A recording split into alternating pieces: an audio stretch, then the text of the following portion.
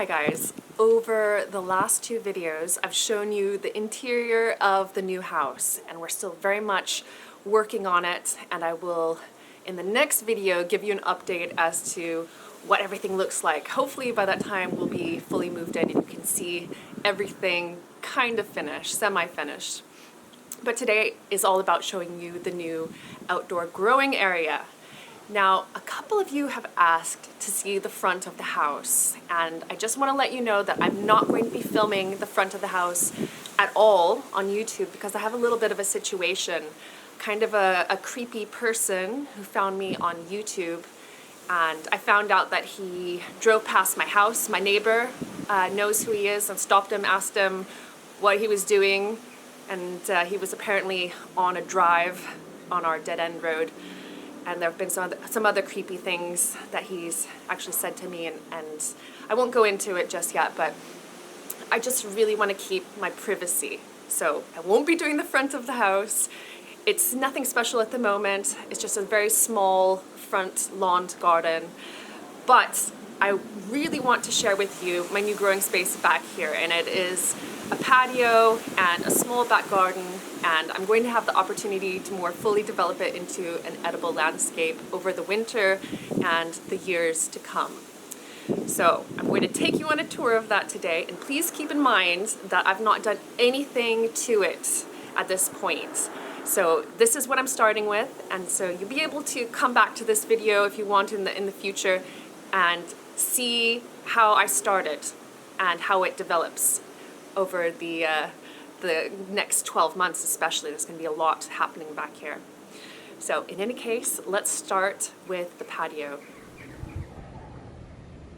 There is a lovely sunny patio out here just by the dining room door, which is a farm door, as you can see there. So that's going to be lovely, having the top open on a nice day. Now, there's lots of paving stones here. And unfortunately, we still have the hose pipe banned, so I can't really use a pressure washer to clean them just yet. And there are a lot of, I won't say weeds, because there's some really beautiful flowers as well growing in between each of the paving stones. And I think they're all bedding plants that have self-seeded here somehow. And then also we have some daisies, and it's actually quite pretty, the effect. But they will have to come out. I'll try to salvage some of them. I think that is a flower, and the name isn't coming to me just yet, but it's incredible how they've just decided to grow in the cracks here. Nature finds a way. And the previous owner has left quite a few plastic plant pots here for me, but you know, I have a kind of a problem with them. I mean, they do serve their function. They retain water and moisture really well. Plants grow in them, but over time they really start to degrade and they become brittle and break, and they also just look not so great. So I will be taking these to the recycling center with the other ones that I have at the house. Along the sides of the patio, we have a lot of crocosmia. It's also called Montbretia. I'm not sure why it has two names, but it is pretty invasive. It has really pretty orange flowers, sometimes bright red. Actually, there's one over here still blooming. But they do take over. I imagine that this all started from just a few bulbs. So all of that will need to come out. And above the Montbretia crocosmia, there's a wall and a fence that runs all along the bottom of the garden and steps that lead up to it.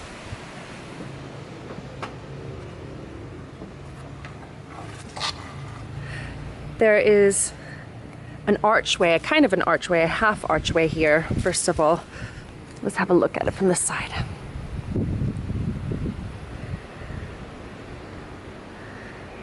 And I think that I would like to make that more of a proper arch. What do you guys think? What would you put here? Or would you keep it? In any case, there's the fencing from this back side. We'll look down on the patio so you can have a look at it from here. So there's a big hedge here separating us from the neighbor's garden.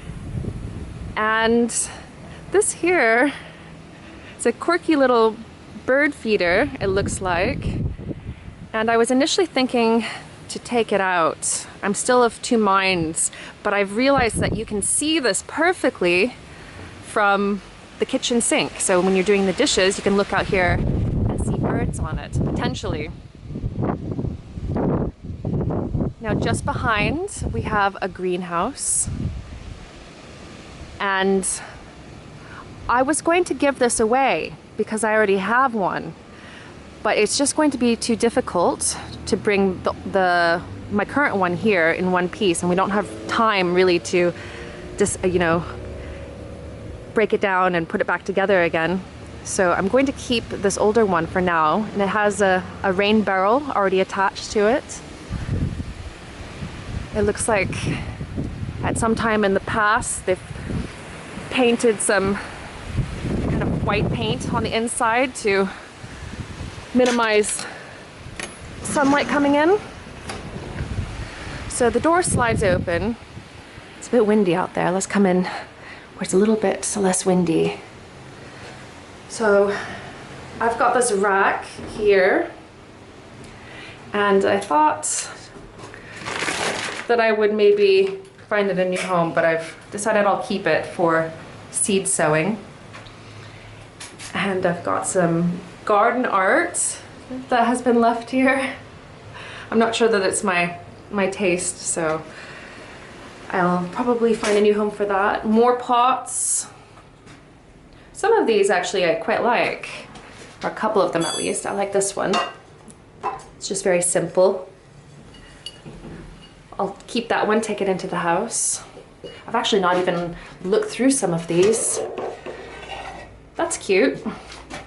I'll keep.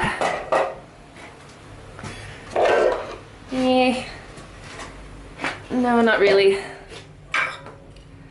That again is a little bit too grandma for me. So coming out the greenhouse, oh, it's windy out there. I hope you guys can hear me in the wind.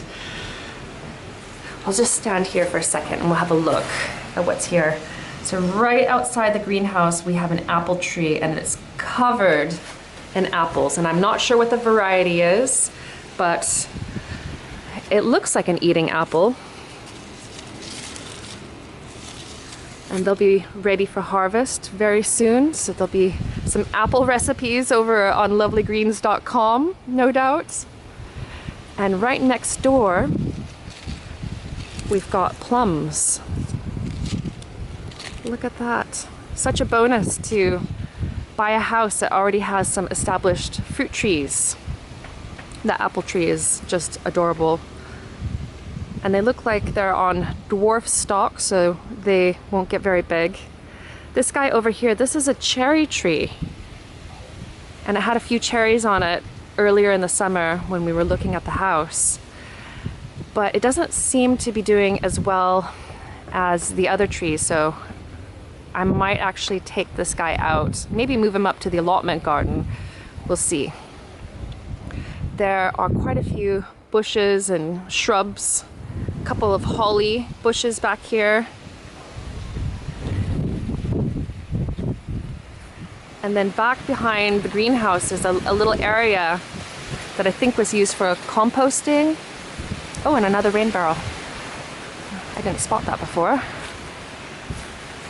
So this stuff, especially those cabinets, will need to go. Probably that as well, since I don't tend to do as much composting in these plastic bins anymore. But whoever had this house before really loved to garden, so I'm really happy to be starting with something that has been well tended to in the past. So along this side of the garden, there's some shrubs here. Some agapanthus that are still blooming a little bit. And there is a fence dividing us from this neighbor, and it's overgrown with ivy to a certain extent. But I might be looking at another solution for this fence, because they do have a couple of dogs, which you might hear in the background. They're pretty good about taking them back in, but they are very yappy. So the growing space out here, this is mainly lawn right now. And I'm hoping to put in at least 4 different beds with perhaps a walkway up to the greenhouse from this gate here. Let's see here. So gate, walkway up to the greenhouse, and then in that far left corner where the cherry tree is right now, I'm of 2 minds whether or not I should put maybe like a little she shed there or something, some little retreat in the back garden. I'll have to chat with Josh about my ideas as well. There's a laundry line right now that runs right across the garden, and I do like to do a lot of outdoor laundry drying when I can.